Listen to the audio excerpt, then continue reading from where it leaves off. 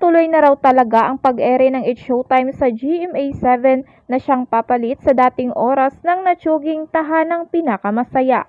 Planchado na umano ang pagpapalabas ng Kapamilya Noontime Show sa Kapuso Network at anytime soon ay maglalabas na ng official announcement ang GMA tungkol dito. Sa latest YouTube vlog ng talent manager na si OG Diaz na Showbiz Update, nabanggit nga ang balitang nakapagdesisyon na ang mga bossing ng GMA na ipalabas ang It's Showtime sa iniwang oras ng tahanang pinakamasaya.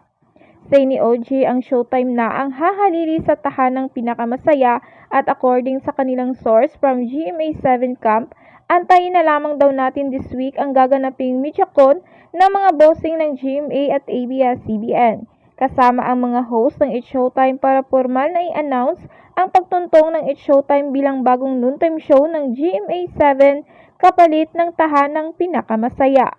Patuloy pa ng kanyang chika kung black timer ba ang ABS-CBN or revenue sharing ang mangyayari. Sabi pa ng kanyang source, planchado na ang lahat kaya let's just wait and see kung tama ang aking source ha, sabi pa ng content creator.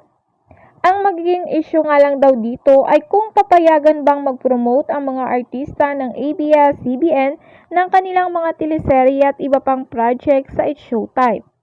Ikasi nga ngayong umeere na sa GTV ang It's Showtime ay hindi pwedeng banggitin ang mga shows ng ABS-CBN dahil sister channel ito ng GMA7.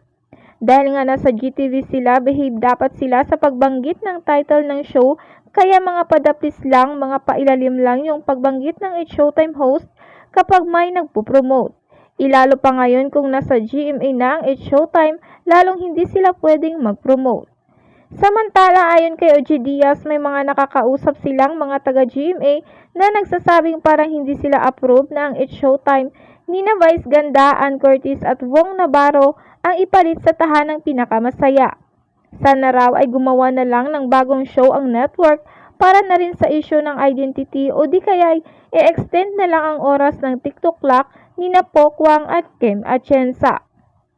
Oh well, abangers na ngayon ang lahat kung matutuloy nga ang pag-ariba ng It's Showtime sa GMA.